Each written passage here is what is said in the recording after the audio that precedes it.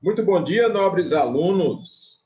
Sejam bem-vindos para o último dia da disciplina de Gestão Aplicada número 2.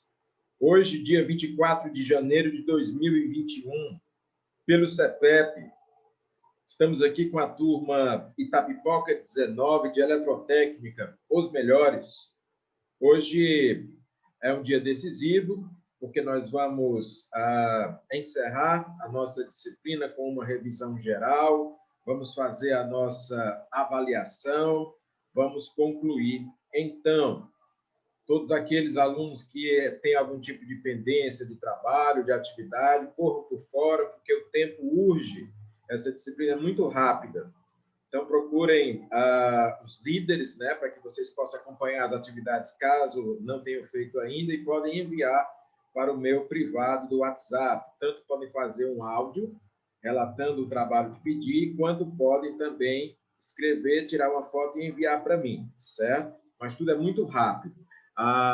Já temos vídeos de informação lá na página do portal cepep.org. E eu gostaria de lembrar aos senhores que, muito embora essa disciplina ocorra no final de semana, no sábado e no domingo, mas você tem a semana inteira para estudar, as madrugadas também, né? Esse nosso modelo, ele permite isso, que você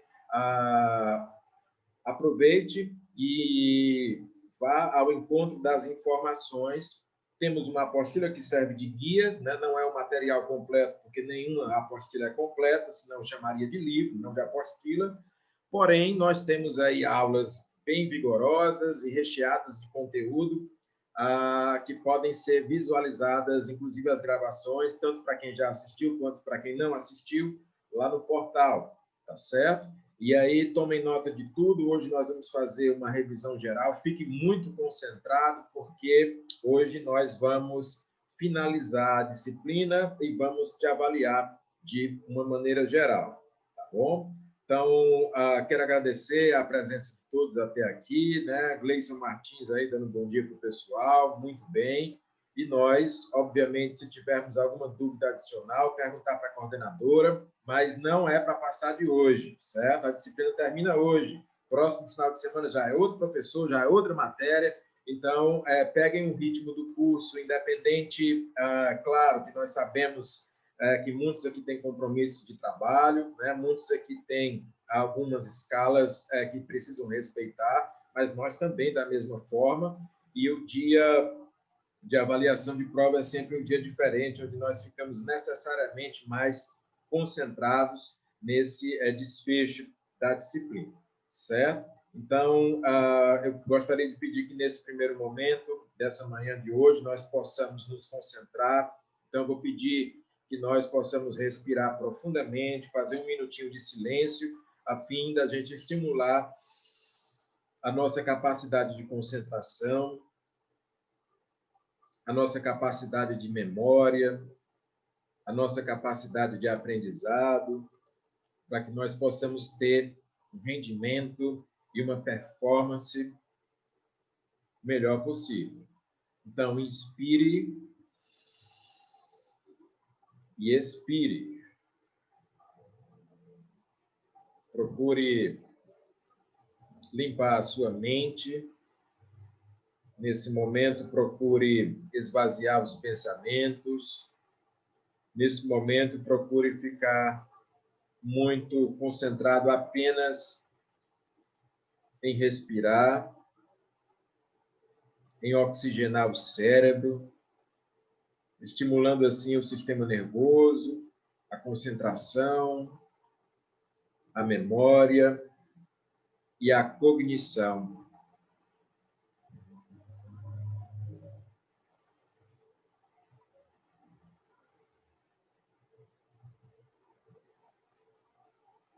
Vamos ficar um tempinho assim.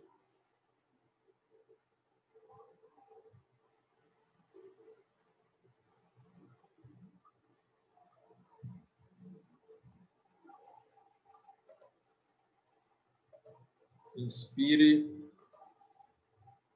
e expire.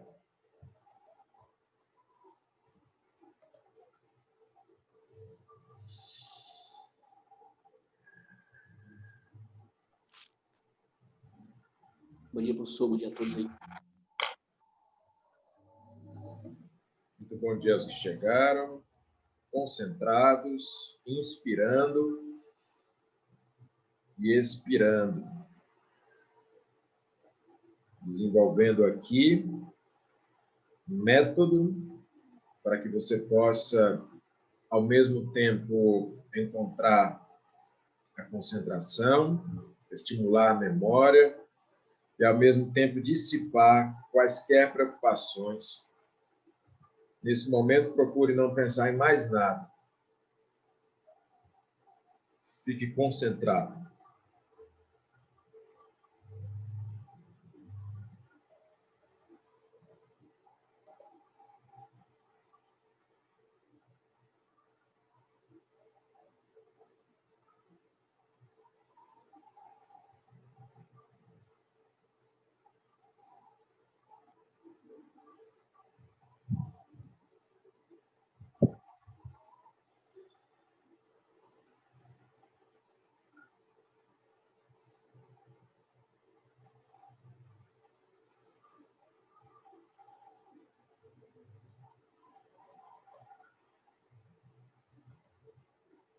Muito bem.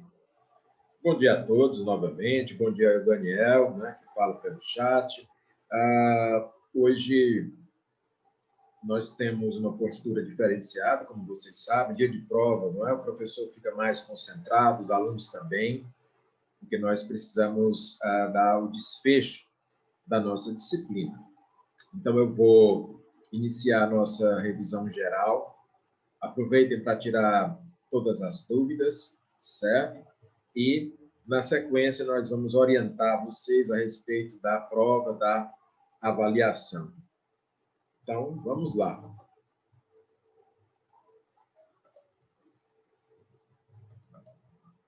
Amigos, a disciplina Gestão Aplicada 2, né, que foi iniciada no final de semana passado, também chamada de PCM, muitos chamam Planejamento, Controle e Manutenção. E temos aqui uma contextualização, né? Trouxemos algumas temáticas.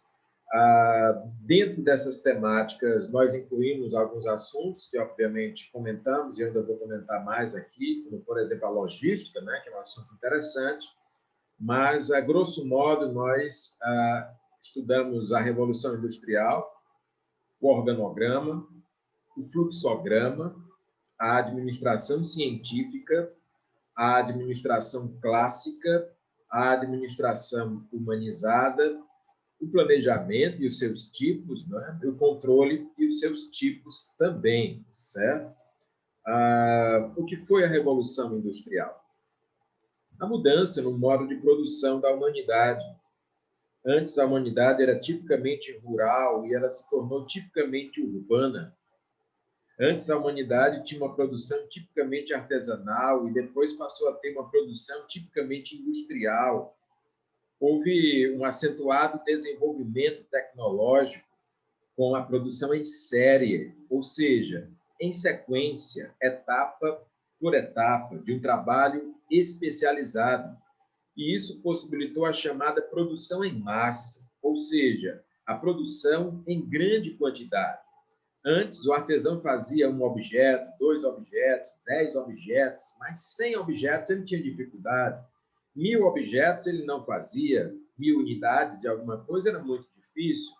Mas a indústria faz, a fábrica faz, a produção em série e a produção em massa possibilitam isso. Há um conceito bem interessante dentro desse tópico da Revolução Industrial, que é a chamada economia de escala. Não é? O que é economia de escala? Quanto mais você produzir de uma coisa, mais barato tende a ser essa coisa, não é? Porque mais barato se torna o custo unitário de produção, consequentemente o preço final. E aqui nós trouxemos, ao longo das aulas, vários exemplos de canetas a automóveis, celulares, quaisquer objetos que você possa pensar em nível material ou tecnológico, ou mesmo na prestação de serviços, tendem a se tornar mais baratos. Quando você amplia o volume de produção, você diminui o custo de produção. É muito mais barato você, de maneira unitária, produzir 1000 veículos do que um veículo só, né? Do ponto de vista dos custos envolvidos aí. É muito mais barato você produzir 1000 canetas do que uma caneta só, se você levar em consideração os parâmetros proporcionais. É muito mais barato você produzir 1000 unidades de celular do que um único celular em relação a custo unitário, em relação ao que você vai desenvolver. Não é? Quando você replica muitas vezes um objeto, um produto, você tende a baratear os custos unitários daquele produto. É por isso que, no começo, as tecnologias são bastante caras. O primeiro automóvel, o primeiro celular, ou as primeiras unidades de canetas eram bastante caras. Não é? Mas, conforme eu vou desenvolvendo e ampliando essa produção, então eu tenho aí um barateamento nesses custos e, consequentemente, nos preços finais. A Revolução Industrial traz a necessidade da busca da eficiência, em diminuir os desperdícios, em melhorar os processos e os procedimentos. Tá certo? Alguma dúvida ou pergunta em relação à Revolução Industrial, que já é um tema que a gente vem desenvolvendo da gestão aplicada 1, mas que pega o gancho para a gestão aplicada 2. Né? Alguma dúvida ou pergunta? Então, vamos prosseguir. Um assunto muito importante e é fácil, mas, ao mesmo tempo, exige que você se concentre nesse conceito, porque eu posso, em algum momento, pedir para você desenhar para mim um organograma, não é? O que é o organograma? Nada mais é do que um gráfico, um desenho que exibe, mostra para a gente a hierarquia, não é? Das empresas e a estrutura organizacional das empresas. O organograma, normalmente, ele me mostra um cargo e uma função, não é? Olha aqui, o diretor-presidente está no topo da hierarquia da empresa, eu sei que ele manda nos demais, eu sei que ele tem autoridade, certo? E o organograma ele pode ter vários exemplos. Esse aqui é um organograma tipicamente industrial, onde nós temos aqui, subordinado ao diretor-presidente, o diretor de marketing, o diretor financeiro, o diretor de operações, o diretor de recursos humanos. E cada um desses diretores tem outros departamentos que são subordinados a ele. O diretor de marketing, por exemplo, tem o departamento comercial, tem o departamento de marketing. O diretor financeiro tem o departamento de controladoria, tesouraria e outros departamentos. O diretor de operações tem o departamento de produção, o departamento de TI, né, de tecnologia da informação, o departamento de logística e suprimentos, o departamento de manutenção. O diretor de RH tem subordinado a ele o departamento de pessoal, o departamento de RH propriamente dito, e cada um tem o seu subdepartamento. Né? Lembrando que o organograma não é obrigado a ser assim. Ele poderia ser desenhado de uma forma bem mais simples, não é? Bem menos complicada, porque existem empresas que são pequenas, que têm um número reduzido de colaboradores e até mesmo de chefes. Então, você poderia fazer ele no formato de um triângulo. Né? Se não existe hierarquia entre os membros, você poderia fazer o organograma no formato circular, tá certo? Existem muitos exemplos de organograma na internet que você poderia pesquisar. Então, é apenas um gráfico, é apenas um desenho que mostra, que exibe para mim a hierarquia e a estrutura organizacional de uma empresa, de uma entidade, de uma organização. Eu falo empresa, mas poderia ser uma organização sem fins lucrativos, não é? Poderia ser uma igreja, poderia ser o organograma das Forças Armadas, poderia ser o organograma de uma ONG, de uma ONG, poderia ser o organograma do setor público, não é? Então, há em todas as empresas condições para que você, de maneira simplificada, de maneira resumida, desenhe um organograma para facilitar a visualização dos cargos, das posições ali, tá certo? Alguma dúvida sobre isso, sobre o organograma?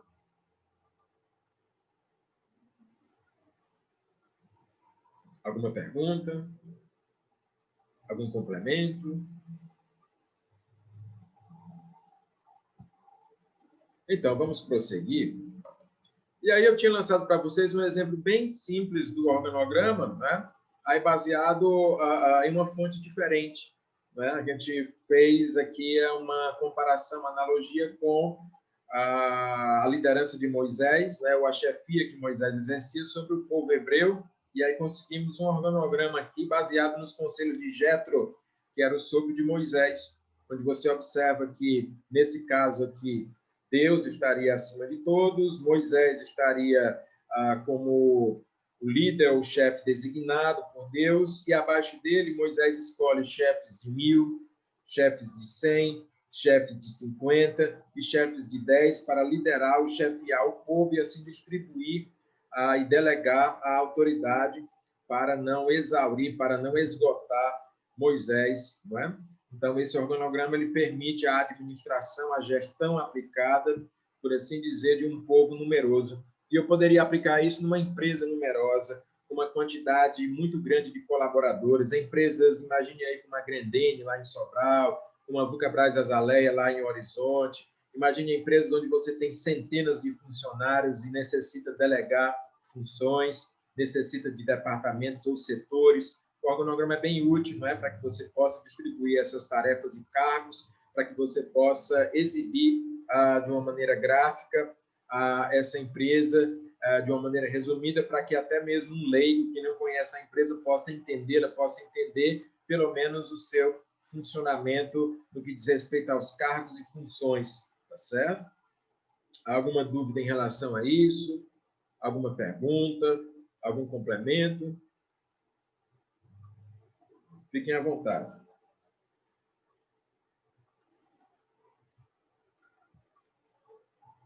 Vamos prosseguir, então. Fluxograma. Fique atento, porque o fluxograma também é um gráfico, é um desenho, certo?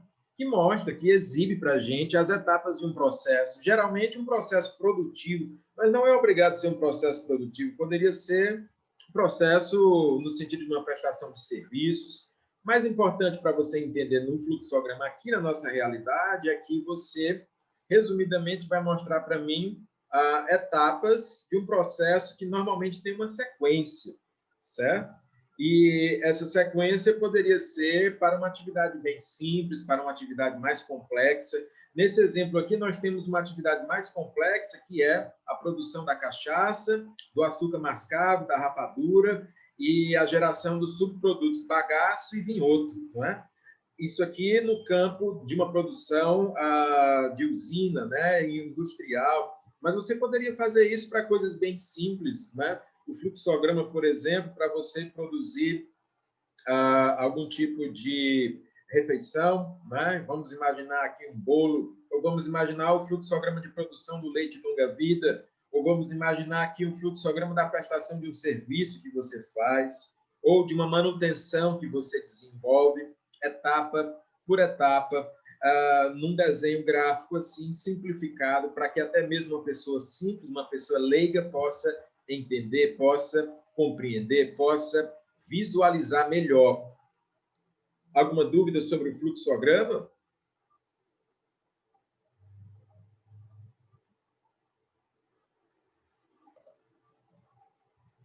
Fiquem atentos, porque eu posso pedir para você desenhar um exemplo de fluxograma, né? E aí não é obrigado a ser esse da cachaça, da aguardente, do açúcar ou da rapadura, pode ser sobre um processo que você preferiu, da prestação de um serviço, né? Da manutenção de alguma máquina ou equipamento, enfim, a sua escolha, certo?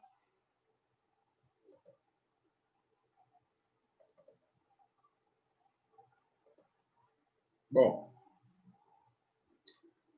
falando de gestão, de administração, nós temos a administração científica, né? Que traz uma abordagem mais, por assim dizer, voltada para a engenharia. Temos a engenharia de produção, por exemplo. Na figura do engenheiro e administrador Frederick Taylor, né, americano, estadunidense, a administração ela precisa desenvolver, assim como desenvolvem as ciências, um método, certo? Então, ele trabalha com a questão da engenharia aplicada, com o estudo de tempos e métodos, ou de tempos e movimentos. Ele chama isso de Taylorismo, também chamado Fordismo, porque o Henry Ford, fundador da Ford Motor Company, seu discípulo, copia os seus ensinamentos, assim como muitos outros, certo? A mesma Ford, que hoje está deixando o Brasil, é uma empresa que serve como referência para esse estilo administrativo. Também, na administração científica, se utiliza o ensinamento da Revolução Industrial, como nós observamos, a produção em massa, a produção em série, a economia de escala, né? A busca da eficiência. E tem uma expressão que caracteriza bem a administração científica, que é the best way, né? Do inglês, the best way, que significa a melhor forma, o melhor jeito, a melhor maneira de se fazer alguma coisa, de se produzir alguma coisa, de se prestar algum serviço. A administração científica enxerga que existem várias maneiras de se trabalhar. Só que tem maneiras mais eficientes e tem maneiras menos eficientes. Então, a Taylor procura combater o desperdício de material, procura combater o desperdício de tempo, procura desenvolver a melhor fórmula ou a melhor forma de desenvolver uma atividade. Então, para produzir um carro, um veículo, tem várias maneiras, mas tem uma que é mais rápida, que é mais eficiente, que tem um custo menor. Então, ele vai buscar essa maneira. E essa maneira eu chamo de the best way. Existem várias formas de montar um sanduíche, mas uma empresa como o McDonald's procura a forma mais rápida, mais barata e mais eficiente, para que o hambúrguer não saia queimado nem cru, para que o cliente tenha o seu pedido no tempo certo, para que eu possa fazer isso não apenas para um único sanduíche, uma única unidade, mas para várias unidades de sanduíches ou de lanches rápidos, o chamado fast food, né? E aí eu tenho o the best way, certo? Existem várias formas de se fazer, de se desenvolver um atendimento, mas existe um que traz mais satisfação para o cliente, porque é mais rápido, porque é mais agradável, porque é mais solícito, certo? Então, nós buscamos na administração científica essa forma de fazer da melhor maneira para poder alcançar a eficiência e desperdiçar menos tempo, desperdiçar menos recursos e, no caso da produção, desperdiçar menos matéria-prima e menos insumos, né? Existem várias maneiras de se produzir alguma coisa, mas tem uma maneira que gasta menos energia elétrica, tem uma maneira que gasta menos água, né? Então, the best way.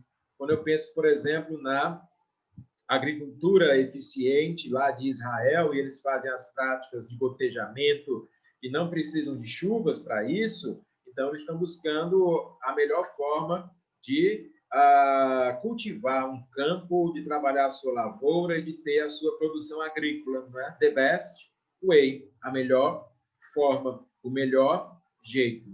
E na visão da administração científica, a motivação do ser humano era muito baseada em recompensas materiais, financeiras e econômicas, a chamada motivação homo econômicus. Se eu pudesse melhorar o seu salário, você trabalharia melhor para mim. Alguns empresários da época, por exemplo, chegavam a dobrar o salário dos funcionários para melhorar a performance dos mesmos, certo? Era a intenção. Claro que hoje nós sabemos que existem outras formas de motivar funcionários e trabalhadores, mas que também a forma material e econômica e financeira é uma das mais importantes. Ok? Muito bem. Até aqui, meus amigos, alguma pergunta, alguma dúvida, algum comentário, alguma contextualização?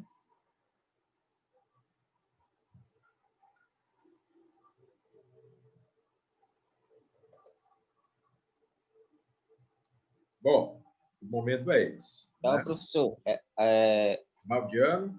é eu mesmo.